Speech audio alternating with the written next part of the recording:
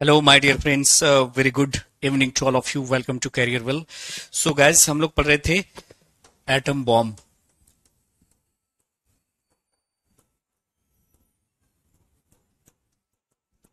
परमाणु बम।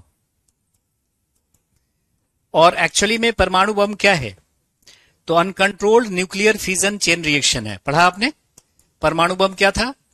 Uncontrolled nuclear fission chain reaction. Chain reaction अनियंत्रित नाभिकीय विखंडन श्रृंखला अभिक्रिया।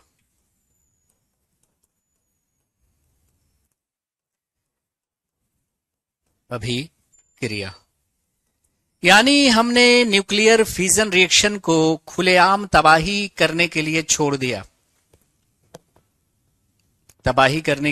दिया तो एटम बम बन जाएगा। लेकिन उसी रिएक्शन को कंट्रोल में ले आए तो यही न्यूक्लियर रिएक्टर बन जाएगा। एक्चुअली आइंस्टीन साहब ने E=mc² जो दिया था वो इसी के लिए दिया था, ताकि लोग न्यूक्लियर रिएक्टर बनाएंगे, बिजली उत्पादन करेंगे। लेकिन जीते जी उनके बना लिया परमाणु बम, हिरोशिमा नागासाकी पे ड्रॉप भी कर दिया। तो यहीं से आज बात की शुरुआत होगी, न्यूक्लियर रिएक्टर से। तो एक बार सभी लोग हमें ये कंफर्म करें कि हमारी आवाज और तस्वीर आप तक बिना किसी खलल के, खेद के, रुकावट के पहुंच रही है। तो आज के सेशन का आगाज होगा, शुभारंभ होगा। और आपने देखा कि अमेरिका ने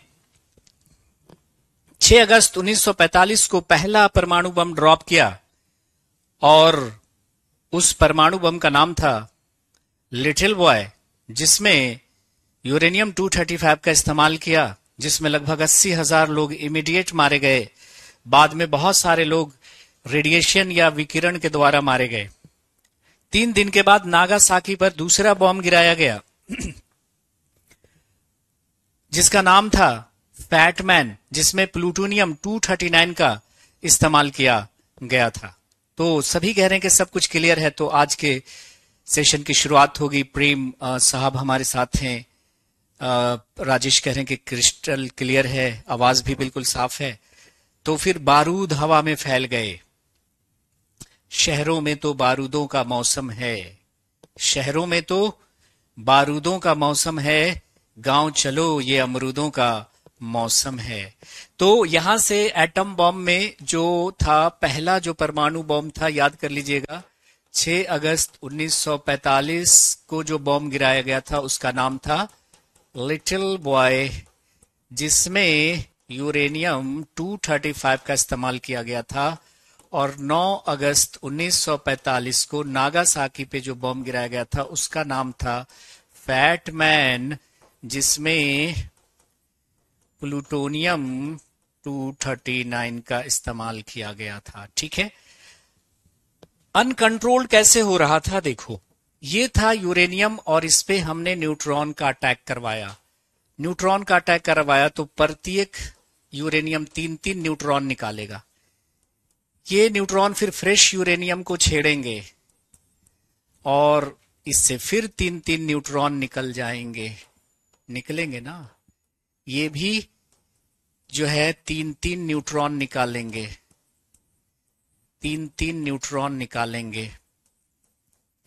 और फिर ये न्यूट्रॉन फिर किसी फ्रेश यूरेनियम को छेड़ देंगे, इससे फिर 3 निकल गया।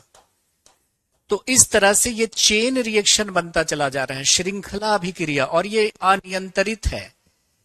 जब तक यूरेनियम मौजूद है ये रिएक्शन रुकेगा नहीं, और हर स्टेप से एनर्जी निकलेगी ना। देखो, न्यूट्रॉन अटैक करेगा यूरेनियम पे तो क्या बनेगा? Barium krypton 3 neutron plus energy, barium krypton 3 neutron plus energy, barium krypton 3 neutron plus energy, barium krypton 3 neutron plus energy.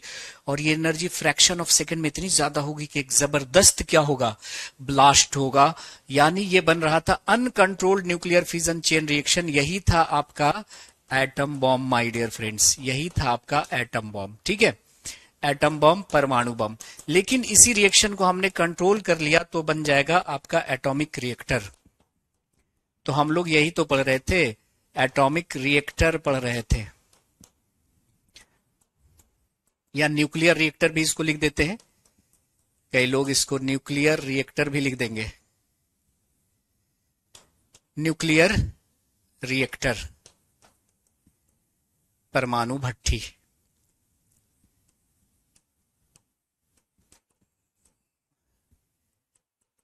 सबसे पहले इसको डिजाइन किया था एनरिको फर्मी ने, पहला परमाणु भट्ठी बनाने वाले थे, याद कीजिए पिछले क्लास में हमने पढ़ा होगा, एनरिको फर्मी। और इसमें रिएक्शन कैसा हो रहा था, रिएक्शन प्रतिक्रिया कौन सी चल रही थी, तो वहां पे क्या था, uncontrolled nuclear fission chain reaction, control कर लिया, बस क्या कर लिया, यहां पे चलेगा controlled nuclear fission chain reaction, controlled fusion या fusion, fission, controlled nuclear fission और चेन रिएक्शन, चेन रिएक्शन, नियंत्रित नाभिकीय विखंडन अभिक्रिया, विखंडन अभिक्रिया, ठीक है, नोट करेंगे।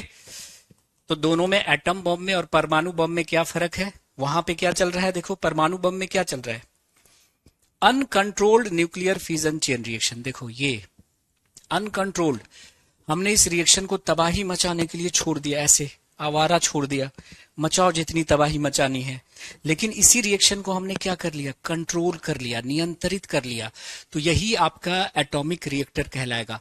अब सवाल ये पैदा होता है कि इतने भयंकर रिएक्शन को हम कंट्रोल कैसे कर लेते हैं, कंट्रोल कैसे कर लेते हैं, ठीक है। तो हम लोग देखने जा रहे हैं components of nuclear reactor, components of nuclear reactor, ठीक है। So let us start with components of nuclear reactor, परमाणु भट्ठी के घटक, क्या क्या चीजें उसमें होती है। पहली जो चीज होगी वो होगी फ्यूल, फ्यूल ईंधन, ईंधन के तौर पे हम नाभिकीय भट्ठी में क्या यूज करते हैं जरा बताएंगे आप लोग। न्यूक्लियर फ्यूल के तौर पे हम किसका इस्तेमाल करते हैं, खुशबू, चलिए ठीक है, बहुत अच्छा है। अभी बायोलॉजी भी पढ़नी बाकी है, बायोलॉजी जिस्म का अध्ययन, उसमें और मजा आएगा, है ना। जो बच्चे पहले से बायोलॉजी पढ़ चुके हैं 14, 15, 16 वाले, उनको तो मजा ही रहा होगा केमिस्ट्री भी पढ़ने में। न्यूक्लियर फ्यूल के तौर पे हम किसका इस्तेमाल करते हैं, जल्दी बता दीजिए। तो यूरेनियम 235 का और प्लूटोनियम 239 का। तो क्वेश्चन होगा कि परमाणु भट्ठी में ईंधन के रूप में इस्तेमाल किया जाता है, हाँ इसे ही एटॉमिक पावर प्लांट बोलेंगे, बिल्कुल सही, यूरेनियम 235, बिल्कुल, कोल का नहीं करते, कोल तो अलग चीज हो गई ना, यूरेनियम का यूज करेंगे, very good, radio active substance का यूज करेंगे, बहुत खूब, क्या बात है। तो यूरेनियम का इस्तेमाल परमाणु भट्ठी में ईंधन के तौर पे किया जाता है। दूसरा कंपोनेंट देखिएगा होता है आपका कूलेंट, शीतलक, क्या होता है गाइस, कूलेंट। क्वेश्चन होगा कि कूलेंट का काम क्या होता है, कूलेंट का काम क्या होता है परमाणु भट्ठी में, शीतलक का काम क्या होता है। तो देखिए ना, ध्यान से सुनिएगा आप लोग, चाहे वो न्यूक्लियर फिजन हो या फ्यूजन हो, इस दौरान काफी अधिक ऊर्जा निकलती है, किस रूप में, हीट के रूप में। परमाणु बम में काफी ऊर्जा हीट के रूप में निकलती है। तो हम न्यूक्लियर रिएक्टर बनाने जा रहे हैं, तो जो एक्स्ट्रा हीट है उसको एब्जॉर्ब नहीं करेंगे, तो परमाणु भट्ठी ब्लास्ट कर जाएगा और फिर से वो बम ही बन जाएगा। तो पहला सवाल ये होता है कि परमाणु भट्ठी में कूलेंट का काम क्या होता है।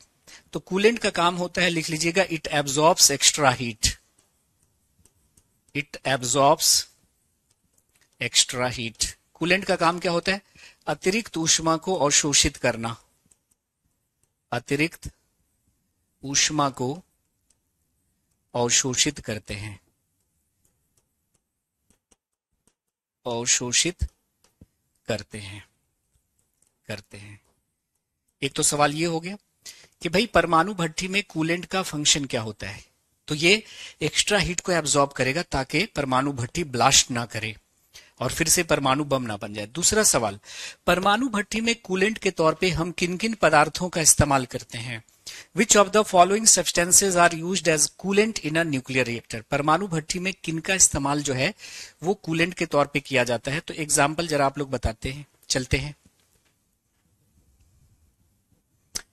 पवन कुमार साहब आपके कमेंट आ रहे हैं। कूलेंट के तौर पे हम किसका इस्तेमाल करते हैं। तो कूलेंट के तौर पे हम लोग इस्तेमाल करते हैं नॉर्मल वाटर का,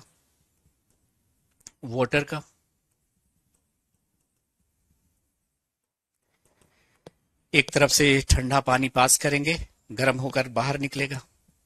CO2 का, कार्बन डाइऑक्साइड का, मोल्टेन सोडियम का, मोल्टेन सोडियम, द्रवित सोडियम, द्रवित सोडियम का, और हीलियम का, हीलियम का। इन सभी पदार्थों का इस्तेमाल हम कूलेंट के तौर पे कर सकते हैं। तो वाटर का हो गया, CO2 गैस प्रवाहित करेंगे, गर्म होकर निकलेगी। मोल्टेन सोडियम, द्रवित सोडियम का इस्तेमाल हम लोग करेंगे और हीलियम गैस का इस्तेमाल करेंगे, है ना। नेक्स्ट जो कंपोनेंट आपका होता है वो होता है आपका मॉडरेटर, मंदक, मंदक, ठीक है। मंदक का काम क्या होता है। मंदक का काम होता है कि भाई न्यूट्रॉन को स्लो करना। अब आप कहिएगा सर न्यूट्रॉन को स्लो करने की जरूरत क्यों पड़ी। ध्यान से सुनिएगा मेरी बात को, न्यूट्रॉन को स्लो करने की जरूरत क्यों पड़ी। तो अगर मैं आपसे पूछूं कि परमाणु बम के बनने की वजह क्या है, रिएक्शन के, परमाणु बम में अनकंट्रोल्ड रिएक्शन हो रहा है, तो इस रिएक्शन के अनकंट्रोल्ड होने की वजह क्या है। तो आप कहिएगा सर ये आवारा न्यूट्रॉन्स हैं। ये न्यूट्रॉन ने यूरेनियम को छेड़ा, इससे 3 न्यूट्रॉन निकल गए, इसने दूसरे न्यूट्रॉन को छोड़ा, उससे फिर 3 निकल गए, इसने इसको छेड़ा, इससे 3 निकल गए। तो इन आवारा न्यूट्रॉन की वजह से रिएक्शन अनकंट्रोल्ड हो रहा है। अगर हम इस न्यूट्रॉन को कंट्रोल में ले आए तो रिएक्शन कंट्रोल में आ जाएगा। तो परमाणु बम में रिएक्शन के अनकंट्रोल्ड होने की वजह क्या है, ये आवारा न्यूट्रॉन। इस न्यूट्रॉन ने यूरेनियम को छेड़ा, इससे 3 निकल गए, इसने इन 3 को छेड़ा, सबसे 3 निकल गए। तो यहां पर रिएक्शन के अनकंट्रोल होने की वजह है आवारा न्यूट्रॉन। अगर हम न्यूट्रॉन को कंट्रोल में ले आए तो हमारा रिएक्शन कंट्रोल में आ जाएगा। बात आ रही है समझ में। तो जब न्यूट्रॉन रिएक्शन के दौरान निकलते हैं तो उसकी स्पीड काफी ज्यादा होती है। न्यूट्रॉन को हमें पकड़ना है तो पहले उसकी स्पीड को कम करना होगा, तब उसे पकड़ेंगे। जैसे आपकी तरफ कोई हाई स्पीड से आ रहा है और उसे आपको पकड़ना है तो पहले आप उसकी स्पीड कम करोगे तब उसको पकड़ोगे। ठीक ऐसा ही होता है। मॉडरेटर का जो काम होता है, मंदक, मंद कर रहा है गति को, मॉडरेट कर रहा है, नाम से क्लियर है। मॉडरेटर का काम जो होता है न्यूक्लियर रिएक्टर में क्या होता है कि न्यूट्रॉनों की गति को क्या करना, कम करना। तो पहला सवाल ये होगा कि भाई मॉडरेटर का काम क्या होता है, तो it slows down the speed of neutrons, है ना। It slow down the speed of neutrons, the speed of neutrons. यह न्यूट्रॉनों की गति को कम करते हैं, यह न्यूट्रॉनों की गति को कम करते हैं।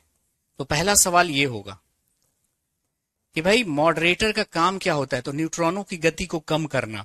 और फिर पूछा जाएगा कि परमाणु भट्ठी में मॉडरेटर के रूप में इस्तेमाल किसका करते हैं। तो जरा एग्जाम्पल जरा बता दो। Which of the following substances are used as moderator in a nuclear reactor. Nuclear reactor में मॉडरेटर के तौर पे किसका इस्तेमाल करते हैं, जरा बताइए। हाँ, भारी जल आपने उल्टा लिख दिया था, भारी जल अब यहां आएगा राजेश साहब। तो मॉडरेटर के तौर पे जो हम इस्तेमाल करते हैं, यहीं पे गलतियां होती है ना। एग्जाम्पल देख लीजिएगा। मॉडरेटर के तौर पे D2O, D2O मतलब क्या हुआ, हेवी वाटर, हेवी वाटर, भारी जल। ड्यूटेरियम ऑक्साइड ना, भारी जल। और किसका? ग्रेफाइट का। और किसका? ग्रेफाइट का इस्तेमाल करते हैं जी, ग्रेफाइट का इस्तेमाल करते हैं। तो दो क्वेश्चन यहां से मिलेंगे। What is the function of moderator in nuclear reactor? परमाणु भट्ठी में मॉडरेटर का क्या काम है? न्यूट्रॉनों की गति को कम करना। दूसरा पूछा जाएगा कि परमाणु भट्ठी में मॉडरेटर के रूप में हम इस्तेमाल किसका करते हैं? तो D2O यानी हेवी वाटर, भारी जल का, टकराएगा इससे न्यूट्रॉन, स्लो होगा। और ग्रेफाइट का, ग्रेफाइट का। बात आ रही है समझ में? अगला जो कंपोनेंट होता है D3O नहीं, D2O, ड्यूटेरियम ना, ड्यूटेरियम। ड्यूटेरियम के ऑक्साइड को हम जल कहते हैं, प्रोटियम के ऑक्साइड को नॉर्मल जल कहते हैं। ठीक है, ठीक है सूरज, चलिए बहुत अच्छी बात है। अच्छा, तो कुछ प्रॉब्लम आ रही होगी साइट में, ठीक हो जाएगा शाम तक, घबराइए मत गौरव साहब। अब चौथा जो कंपोनेंट होता है my dear friends nuclear reactor का, वो होता है आपका कंट्रोल रॉड। कंट्रोल रॉड, नियंत्रक छड़। नियंत्रक छड़ क्या होता है? कंट्रोल रॉड, नियंत्रक छड़। नियंत्रक छड़ का काम क्या होता है? मॉडरेटर ने न्यूट्रॉन के स्पीड को स्लो कर दिया। अब कंट्रोल रॉड क्या करेगा? पकड़ लेगा किसको? न्यूट्रॉन को, भाग रहा है उधर जाने के लिए, ताकि वो दूसरे यूरेनियम को छेड़े। तो आवारा लोगों को कंट्रोल करने के लिए रॉड रखते हैं ना घरों में, रॉड दिखाते हैं, आवारा लोग भाग जाएंगे। जैसे गलियों में कोई आकर के आवारापन कर रहा है, तो आप जो है रॉड लेकर निकल गए तो भाग जाएंगे सारे के सारे। तो आवारा न्यूट्रॉन को कंट्रोल करने के लिए कंट्रोल रॉड होता है।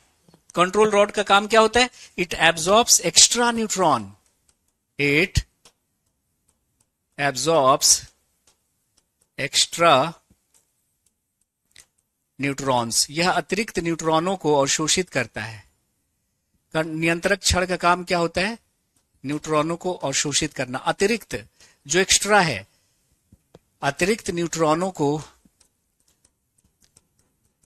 अवशोषित करते हैं, अवशोषित करते हैं। एक्स्ट्रा न्यूट्रॉन को एब्जॉर्ब कर लेगा। हम अपनी मर्जी से न्यूट्रॉन जाने देंगे कि ये न्यूट्रॉन जाएगा, रिएक्शन होगा, एनर्जी निकलेगी, जितनी एनर्जी हम संभाल सकते हैं वहां पे, तो हम अपनी मर्जी से न्यूट्रॉन जाने देंगे, जितनी हमें जरूरत है। कंट्रोल्ड वे में हम न्यूट्रॉन जाने देंगे, रिएक्शन होगा और उस रिएक्शन से जो एनर्जी निकलेगी उसका यूज करेंगे बिजली वगैरह बनाने में। फिर आपसे क्वेश्चन पूछा जाएगा कि कंट्रोल रॉड का काम क्या होता है? तो इट एब्जॉर्ब्स एक्स्ट्रा न्यूट्रॉन, यह अतिरिक्त न्यूट्रॉनों को अवशोषित करता है। और कंट्रोल रॉड के रूप में इस्तेमाल किसका करते हैं वो जरा बता दो।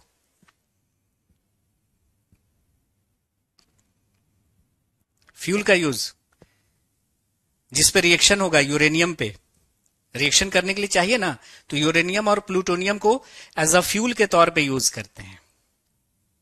ठीक है, so it absorbs extra neutrons, यह अतिरिक्त न्यूट्रॉनों को क्या करता है? अवशोषित करता है ना। तो what is the function of control rod in nuclear reactor? You will say it absorbs extra neutron. फिर क्वेश्चन होगा कि which of the following substances are used as a nuclear reactor, as a control rod in a nuclear reactor?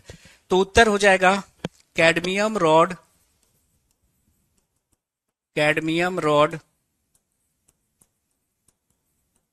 Cadmium की छड़ and boron rod, boron rod, boron की छड़। So question होगा कि which of the following is used as a control rod in nuclear reactor? You will say control rod and cadmium rod and boron rod is used as a control rod, है ना। बात आ रही समझ में?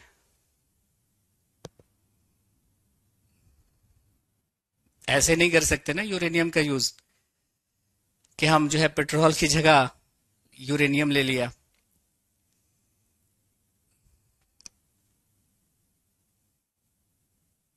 English में थोड़ा सा बोलूंगा सारे भाग जाएंगे बच्चे, मजबूरी है खतीजा हिंदी में एक्सप्लेन करना, है ना। अभी सब कमेंट आएंगे, सर आप इंग्लिश बोल रहे हैं, तो बाइलिंगुअल तो लेके चल रहे हैं, हिंदी इंग्लिश दोनों ही बोल रहे हैं, इतना तो समझ में आना चाहिए, है कि नहीं।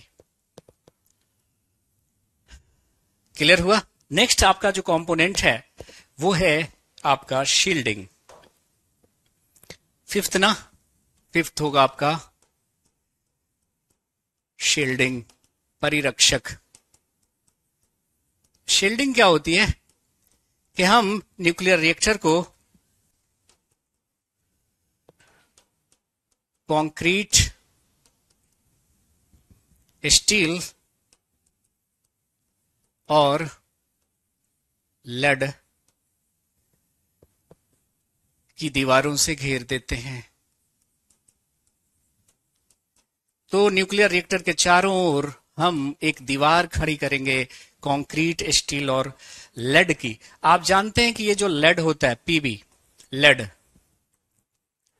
लेड है ना, जिसको शीशा कहते हैं, एक्चुअली लिखते हैं सीसा, ये गलत है, शीशा होता है। ये जो लेड होता है ना, ये रेडिएशंस को एब्जॉर्ब करता है। जो भी हार्मफुल विकिरण है, हार्मफुल रेडिएशंस हैं, उसको एब्जॉर्ब करने का काम करता है,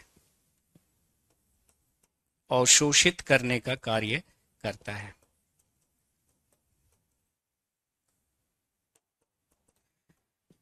तो भाई ये जो न्यूक्लियर रिएक्टर है, उसके आसपास के जो एनिमल्स हैं, जो प्लांट्स हैं, उसमें काम करने वाले जो साइंटिस्ट हैं, उसको ज्यादा नुकसान ना हो, सो कंक्रीट, स्टील और लेड की दीवार से घेरा जाता है, जिसको हम शील्डिंग कहते हैं। क्या कहते हैं? शील्डिंग कहते हैं। क्लास पीएनजी अपलोड हो जाती है रोज, नोट्स वाले सेक्शन में जाके देखेंगे, आशीष गुप्ता साहब। बात आई समझ में? तो आपने देखा कि किस तरह से हमने इतने भयंकर रिएक्शन को कंट्रोल में कर लिया। तो एटम बॉम्ब में और न्यूक्लियर रिएक्टर में क्या फर्क है? एटम बॉम्ब में और न्यूक्लियर रिएक्टर में क्या फर्क है? अगर आपसे कोई पूछ ले, है ना, अगर आपसे कोई पूछ ले कि भाई एटम बॉम्ब में और न्यूक्लियर रिएक्टर में क्या फर्क है, तो आप क्या जवाब दोगे? भाई ये भी फिजन रिएक्शन पे बेस्ड है, ये भी न्यूक्लियर फिजन रिएक्शन पे बेस्ड है, नाभिकीय विखंडन अभिक्रिया पे आधारित है, and it is also based on nuclear fission reaction. दोनों ही न्यूक्लियर फिजन रिएक्शन पे बेस्ड है, दोनों में ही नाभिकीय विखंडन अभिक्रिया चल रही है, नाभिकीय विखंडन अभिक्रिया चल रही है। फर्क क्या है? एटम बॉम्ब में क्या है? तो आप कहेंगे uncontrolled nuclear fission chain reaction चल रहा है, लेकिन यहां पे कंट्रोल्ड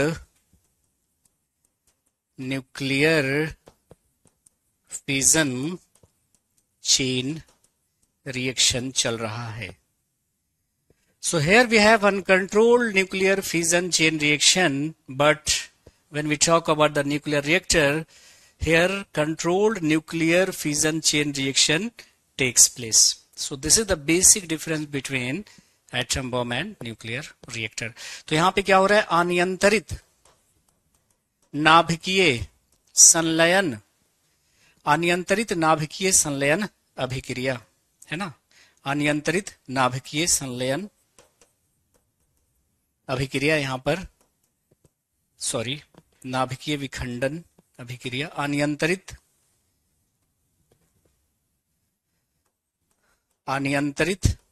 नाभिकीय विखंडन अभिक्रिया चल रही है। यहां पे नियंत्रित नाभिकीय विखंडन अभिक्रिया चल रही है। ये दोनों में अंतर है जी, दोनों ही बेस्ड हैं किस पे? न्यूक्लियर फिजन पे। बात आनी चाहिए समझ में। एम आई क्लियर और not? If clear please comment, if you have still any doubt you can ask please.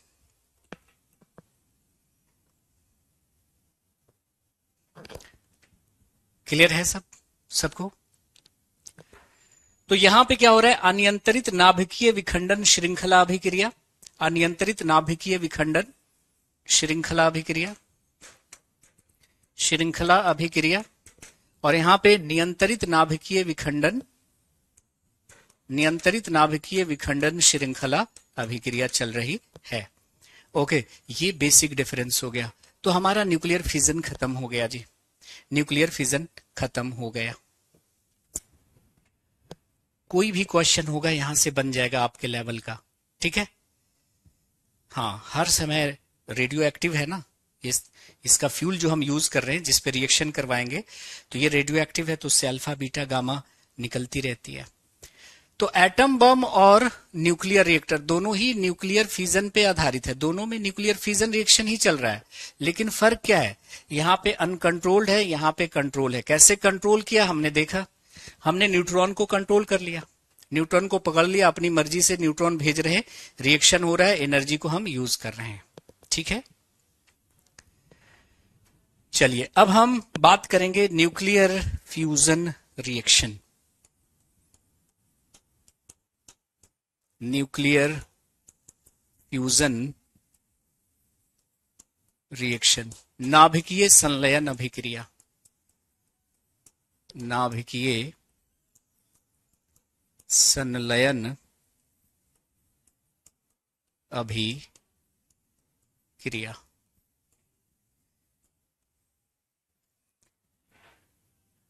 आदमी बड़ा है तो भी उसे नींद नहीं आती कि कहीं इनकम टैक्स का छापा ना पड़ जाए, तो अपने धन को तोड़ तोड़ कर रखता है। यह हुआ न्यूक्लियर फिजन रिएक्शन, नाभिकीय विखंडन अभिक्रिया। अपने धन को टुकड़ों में रखता है, कुछ पैसे इस अकाउंट में, कुछ यहां कुछ वहां। लेकिन आदमी छोटा है, उसे भी नींद नहीं आती, हम कल खाएंगे क्या। तो बड़ा एटम या बड़ा न्यूक्लियस ट्यूट कर दो छोटे बनाता है, ये हुआ विखंडन।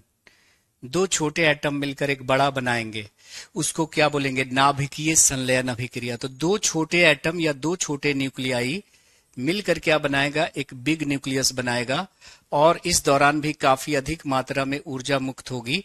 इसको हम बोलेंगे न्यूक्लियर फ्यूजन रिएक्शन। फ्यूजन मतलब जुड़ जाना, जुड़ जाना। तो दो मिलकर क्या बना रहा है, एक बड़ा बना रहा है, और काफी अधिक मात्रा में ऊर्जा भी निकल रही है। और ऊर्जा निकलने की वजह यहां पे भी E = mc², यानी मास एनर्जी में कन्वर्ट हो रहा है, द्रव्यमान ऊर्जा में परिवर्तित हो रही है, ठीक है। चलिए तो यहां पे हम डेफिनेशन लिख देते हैं। टू लाइटर न्यूक्लियाई, टू, तो हम लोग 12th वाले टॉपिक पे हैं ये। Two lighter nuclei fused to form a big nucleus, a big nucleus, and large amount of energy is released, है ना। दो हल्के नाभिक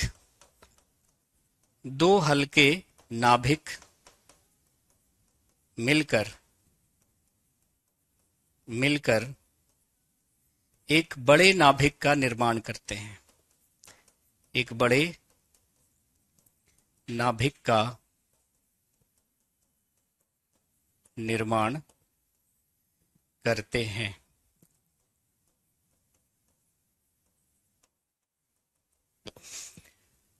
आयुष कह रहे हैं कि सर समझ नहीं आ रहा है। बिल्कुल समझ में नहीं आएगा, 20 से एंट्री मारोगे तो। मेरी क्लास की एक खासियत है, अगर आपने एक क्लास भी मिस करी है पिछली और बीच से आपने एंट्री मारी है, बिल्कुल भी आपको समझ में नहीं आएगा, ये गारंटी है। अगर आपने बायोलॉजी पहले से नहीं पढ़ रखी है, और ये हम पढ़ रहे हैं कौन सी बायोलॉजी, 12th क्लास की, 11th क्लास की केमिस्ट्री और 12th क्लास की फिजिक्स में है ये टॉपिक। और आप देखिएगा, चाहे वो सीजीएल का एग्जाम हो, सीडीएस का एग्जाम हो, एनडीए का एग्जाम हो, पीसीएस का एग्जाम हो, टीचिंग लेवल के एग्जाम्स हो, यहां जो मैं अभी हम लोग पढ़ रहे हैं ना, वो क्वेश्चन हमेशा रहते हैं। तो न्यूक्लियर रिएक्शन के बाद जो अब टॉपिक्स आएंगे उसमें कम से कम आप कंटिन्यू रहिएगा, ठीक है, अदरवाइज आपको दिक्कत हो जाएगी। क्वेश्चन सारा ऐसे पूछेगा, जैसे पूछा कि परमाणु भट्ठी में शीतलक का क्या काम होता है, what is the function of coolant in nuclear reactor. एक ऑप्शन में रहेगा इट एब्जॉर्ब्स एक्स्ट्रा हीट, यह अतिरिक्त ऊष्मा को अवशोषित करते हैं। फिर पूछेगा कि परमाणु भट्ठी में कूलेंट के तौर पे क्या यूज करते हैं, तो ऑप्शन में रह सकता है पानी, रह सकता है हवा, रह सकती है एयर भी यूज करते हैं, है ना। तो पानी हो गया, हवा हो गया, है ना। तो ठंडी हवा को हम क्या करते हैं, भेजते हैं, और गर्म होकर क्या होती है, निकलती है। तो वाटर हो गया, CO2 हो गया, मोल्टेन सोडियम हो गया, एयर भी यहां पे आप लिख सकते हैं, एयर मतलब वायु। तो एक सवाल ये हो गया। दूसरा जैसे पूछ सकता है कि बताइए मॉडरेटर का कार्य क्या होता है न्यूक्लियर रिएक्टर में, what is the function of moderator in nuclear reactor. आप कहेगा sir it slows down the neutrons, यह न्यूट्रॉनों की गति को कम करता है। फिर यहां से एक सवाल होगा कि भाई which of the following substances are used as moderator in nuclear reactor, परमाणु भट्ठी में मॉडरेटर के तौर पे किन चीजों का इस्तेमाल करते हैं। तो ऑप्शन में या तो होगा आपका भारी जल या होगा आपका ग्रेफाइट। इस तरह से सवाल, तो सब सवाल ही हैं ये सारे। परमाणु भट्ठी में ईंधन के तौर पे किसका इस्तेमाल किया जाता है, यूरेनियम 235, प्लूटोनियम 235, है ना। शीतलक का काम क्या होता है, शीतलक के तौर पे क्या यूज करते हैं। मॉडरेटर का काम क्या होता है, मॉडरेटर के तौर पे किसका यूज करते हैं। उसके बाद कंट्रोल रॉड का काम क्या होता है, कंट्रोल रॉड के तौर पे किसका यूज करते हैं। तो ये सब भर भर के क्वेश्चन है ना, और अच्छी क्वालिटी के क्वेश्चन है। ये सब क्वेश्चन जब पूछता है तो बच्चों से बनते नहीं है, बात आनी चाहिए समझ में। प्रैक्टिस शीट दे दी जाएगी, बात आ रही है समझ में,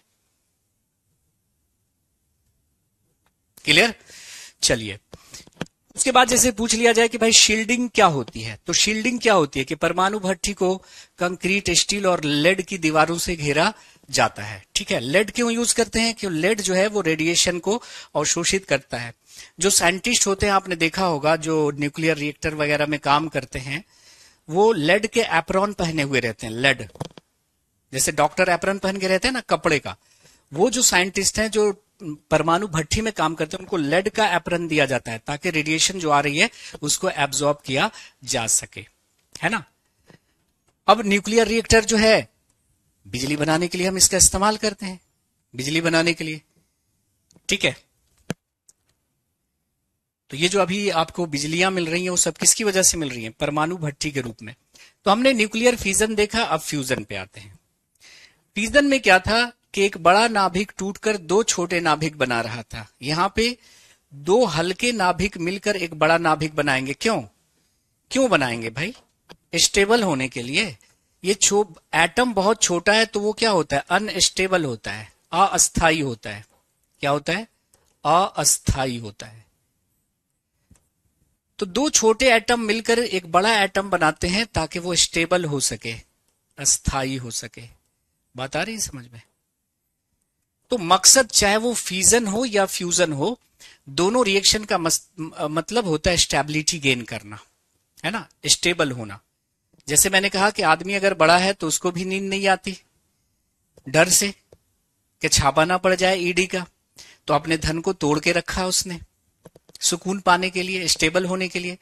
और आदमी छोटा है उसको भी नींद नहीं आती कि कल को खाएंगे क्या हम भाई। तो छोटा आदमी जगह जगह से इकट्ठा करता है, देखो इकट्ठा करके बड़ा हो गया ताकि कल के लिए स्टेबिलिटी गेन किया जा सके। बात आनी चाहिए समझ में। और इस दौरान भी काफी अधिक मात्रा में क्या होती है, ऊर्जा मुक्त होती है। ऊर्जा का कारण क्या होता है, अगर पूछा जाए कि न्यूक्लियर चाहे वो फिजन रिएक्शन हो या फ्यूजन रिएक्शन हो, न्यूक्लियर फिजन और फ्यूजन रिएक्शन में ऊर्जा के मुक्त होने का कारण, एनर्जी के रिलीज का कारण होने का कारण क्या है, द्रव्यमान का ऊर्जा में परिवर्तन। द्रव्यमान का ऊर्जा में परिवर्तन, यानी मास जो है वो किस में कन्वर्ट हो रहा है, एनर्जी में कन्वर्ट हो रहा है। बस ये याद रखना है। अब ये जो न्यूक्लियर रिएक्शन होता है ये काफी हाई टेम्परेचर और प्रेशर पे होता है ना। फ्यूजन रिएक्शन के लिए काफी हाई टेम्परेचर और प्रेशर चाहिए, है ना। तो लिखेंगे this reaction takes place, this reaction मतलब fusion reaction, this reaction takes place at high temperature, at high temperature and pressure. यह प्रतिक्रिया यह अभिक्रिया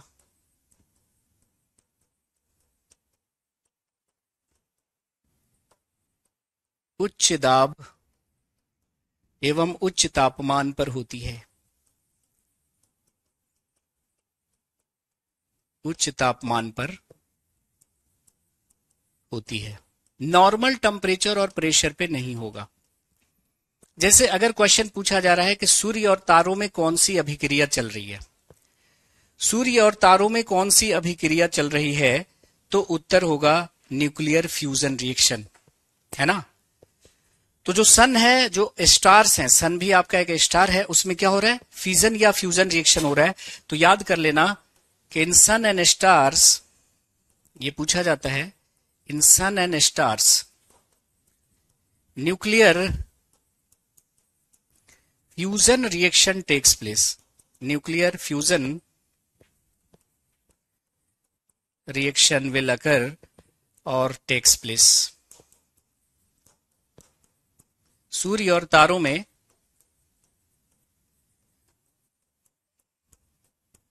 सूर्य भी आपका तारा ही है, तारों में नाभिकीय संलयन अभिक्रिया होती है। नाभिकीय संलयन अभिक्रिया होती है। तो अगर पूछा जाए कि सूर्य और तारों में कौन सी रिएक्शन होती है, तो न्यूक्लियर फ्यूजन रिएक्शन होता है। और क्या हो रहा है, सूर्य और तारों में हाइड्रोजन मिलकर हीलियम का निर्माण करते हैं, है ना। तो in sun and stars, next point लिखेंगे, in sun and stars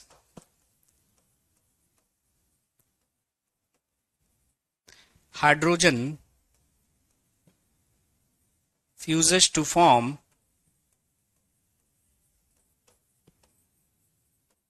helium।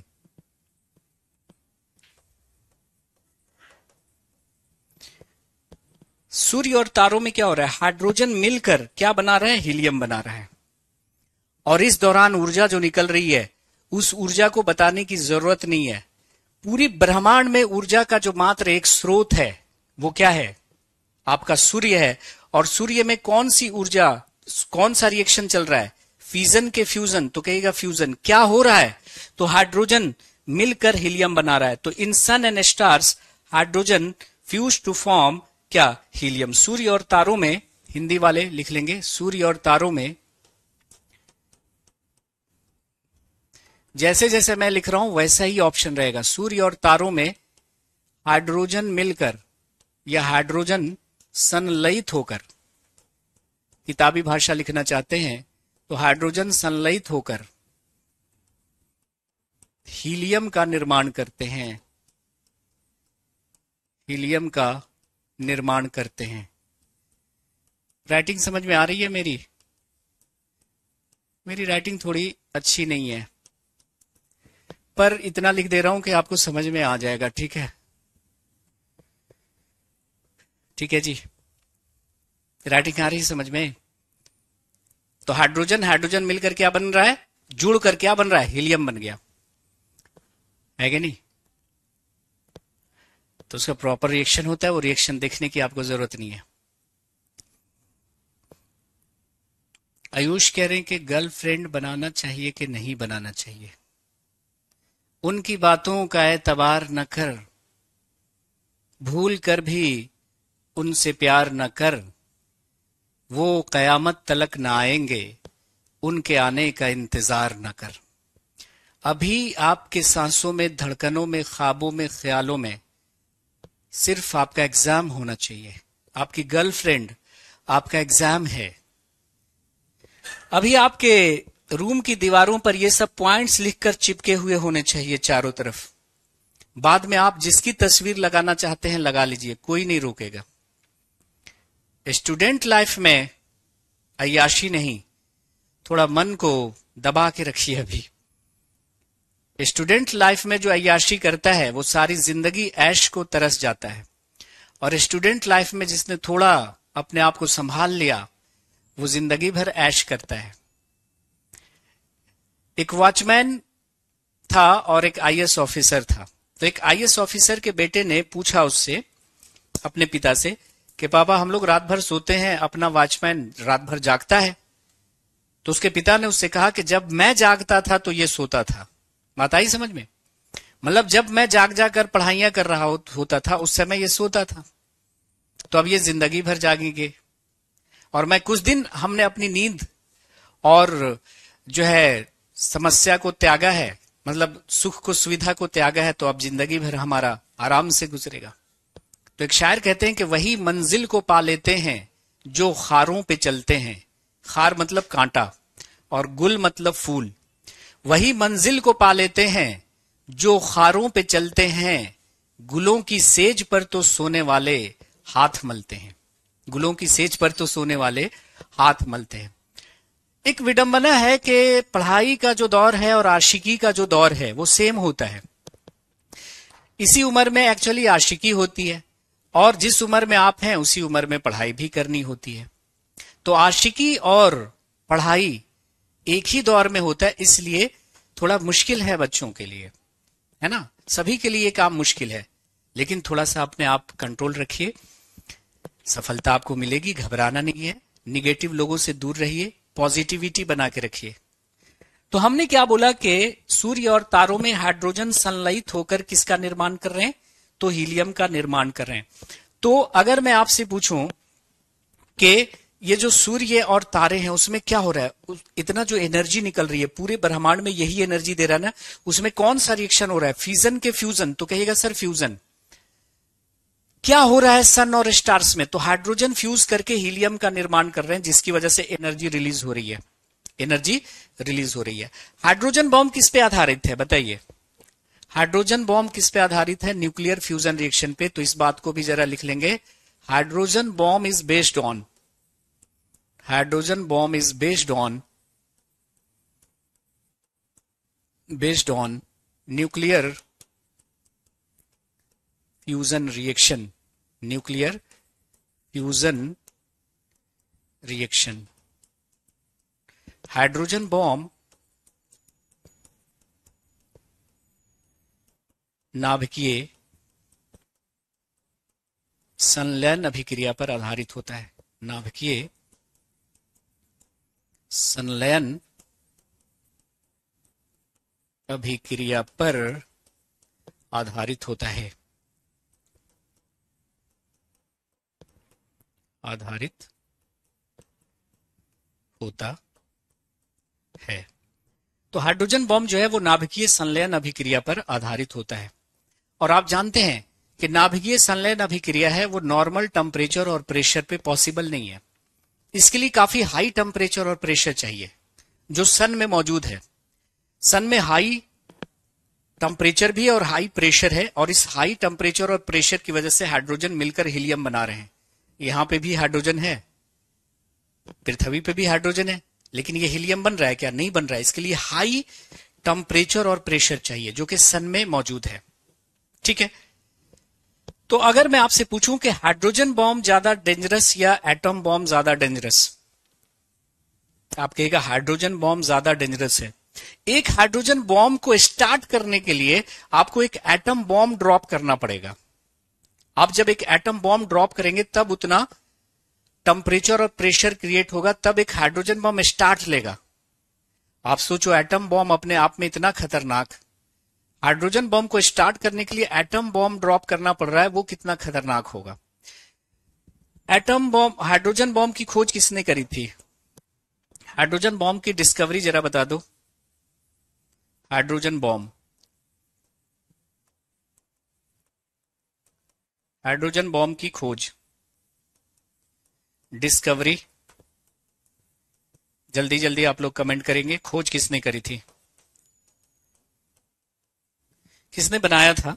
मतलब फ्यूजन में समझाना नहीं, दो छोटे एटम टूट मिलकर क्या बनाएंगे अमन? दो छोटे एटम मिलकर एक बड़ा एटम बना लेंगे। जैसे हाइड्रोजन हाइड्रोजन मिलकर क्या बन गया? हीलियम बन गया। तो फ्यूजन मतलब क्या होता है? जुड़ना ना, जुड़ना। ठीक है। अनकंट्रोल्ड, अनकंट्रोल्ड होगा ना। जैसे ही बम आ गया ना, तो बम में क्या हो गया? अनकंट्रोल्ड हो गया। Edward Teller, Wasim Ansari, very good. तो एडवर्ड टेलर ने बनाया था, एडवर्ड टेलर, एडवर्ड टेलर ने बनाया था। Edward Teller, very good.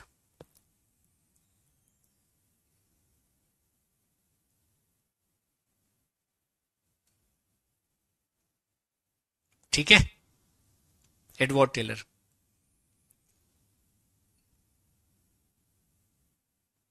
Class attend करने में परेशानी हो रही है, ठीक है, देखते हैं उसको। Edward Teller, very good very good. माल जी जल्दी स्टार्ट होगा, घबराइए मत।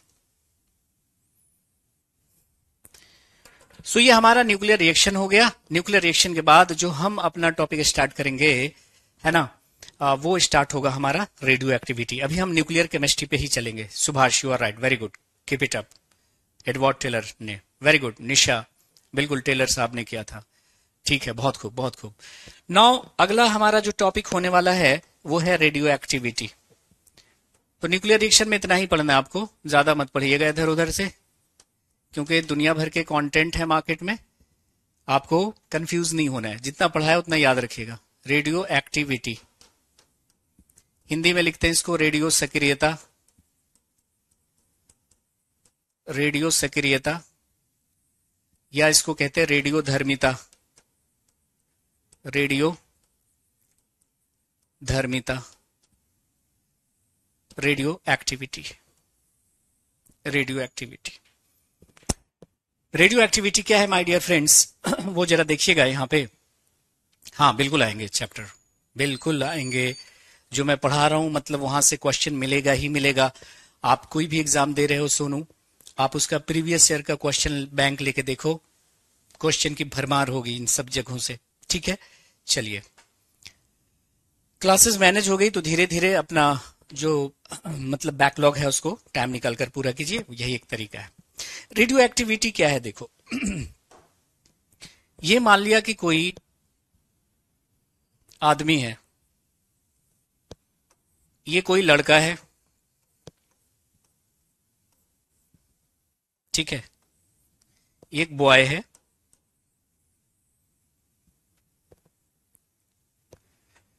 और अभी इसको इश्क नहीं हुआ है, इश्क नहीं हुआ है। मतलब क्या है ये भाई, ये स्टेबल है, अस्थाई है। क्या है ये, स्टेबल है, अस्थाई है।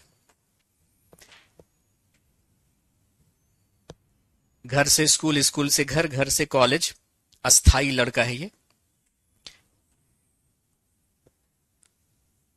लेकिन यही लड़का था और इसे इश्क हो गया है, उसकी वजह चाहे जो भी रही हो, क्या हो गया, इश्क हो गया। तो ये हो गया अनस्टेबल, क्या हो गया, अस्थाई हो गया। और ये अब टूट रहा है, क्या हो गया, टूट रहा है, ये अस्थाई होकर टूट रहा है। और टूटने के दौरान दर्द, आंसू और आहें निकाल रहा है। तो अब इस लड़के को हम क्या बोलेंगे, आशिक कहेंगे, और इसके इस कर्तव्य को आशिकी कहेंगे। क्या कहेंगे, आशिकी कहेंगे। नॉर्मल था, स्टेबल था, ना दर्द न गम, ना आंसू ना आहें। लेकिन इसे हो गया है इश्क, तो ये हो गया है अनस्टेबल और टूट रहा है, डिसइंटीग्रेट कर रहा है। टूटने को और मतलब रेडियो एक्टिविटी की भाषा में क्या बोलते हैं, डिसइंटीग्रेट, विखंडित हो रहा है, टूट रहा है, विखंडित हो रहा है। और टूटने के दौरान दर्द, आंसू, आहें निकाल रहा है। तो अब इस लड़के को हम आशिक कहेंगे और इसकी इस घटना को आशिकी कहेंगे। कुछ एटम ऐसे होते हैं जो टूटते नहीं है, कुछ एटम, कुछ परमाणु ऐसे होते हैं जो टूटते नहीं है, स्टेबल हैं। जैसे कि ये वाला सोडियम, 23 वाला सोडियम, ये भाई इस तरह का आदमी है जिसको इश्क नहीं हुआ है, लेकिन यही वाला सोडियम देखो, ये वाला 24 वाला आइसोटोप, ये भाई टूटता रहता है, ये आशिक है। तो एक ऐसा तत्व, एक ऐसा एलिमेंट, एक ऐसा एटम जो टूटता रहता है और टूटने के दौरान कुछ रेडिएशन भी निकालता रहता है। दर्द आंसू आहें मतलब अल्फा बीटा गामा, दर्द आंसू आहें मतलब अल्फा बीटा गामा। इस घटना को हम, उस एलिमेंट को कहेंगे रेडियो एक्टिव एलिमेंट, और इस फिनोमेनन का नाम दिया गया है क्या, रेडियो एक्टिविटी। जैसे इस लड़के को आशिक कह रहे थे और इस घटना को आशिकी कह रहे थे, तो वो एलिमेंट जो डिसइंटीग्रेट करता है, टूटता है, और टूटने के दौरान दर्द आंसू आहें निकाल रहा है मतलब अल्फा बीटा गामा निकाल रहा है, तो उस एलिमेंट को हम क्या कहेंगे, रेडियो एक्टिव एलिमेंट। और इस घटना को क्या कहा गया है, रेडियो एक्टिविटी। इस घटना को क्या कहा गया है, रेडियो एक्टिविटी। सही बोल रहे हैं सचिन, है ना। तो डेफिनेशन अब लिख देता हूं, है ना, ये तो हमने समझाने के लिए लिखा है। अब रेडियो एक्टिविटी की डेफिनेशन हम लोग लिखते हैं, है ना, कि those elements which डिसइंटीग्रेट्स and also release some radiation like alpha, beta and gamma. These type of elements are known as what, radioactive elements, and this phenomenon is called what, radioactivity. तो कुछ तत्व है, कुछ परमाणु है या कुछ न्यूक्लियस है जो टूटते हैं और टूटने के दौरान अल्फा बीटा गामा निकालते हैं। इस घटना को रेडियो एक्टिविटी कहा गया है और ऐसे तत्व को रेडियो सक्रिय तत्व बोलेंगे। तो डेफिनेशन लिख देता हूं और फिर हम देखेंगे कि भाई रेडियो एक्टिविटी की डिस्कवरी किसने करी, है ना। फिर आर्टिफिशियल रेडियो एक्टिविटी की डिस्कवरी किसने करी, अल्फा बीटा गामा क्या है, उनकी कैरेक्टरिस्टिक्स क्या हैं, इन सभी पहलुओं पर मुझे लगता है कि अब नेक्स्ट क्लास में ही बात की जाए तो बढ़िया रहेगा। तो नेक्स्ट क्लास में जो है हम लोग बात करेंगे रेडियो एक्टिविटी की, ठीक है, रेडियो एक्टिविटी की। इसकी डेफिनेशन लिख दूंगा और फिर सारे पॉइंट्स यहां पर रेडियो एक्टिविटी के हम लोग क्लियर करेंगे। हाँ बिल्कुल कंप्लीट हो जाएगा, सीजीएल प्री मेंस दोनों, ठीक है। चलो मिलते हैं नेक्स्ट क्लास में। Have a nice day, take care, bye bye, जय हिंद, थैंक यू वेरी मच।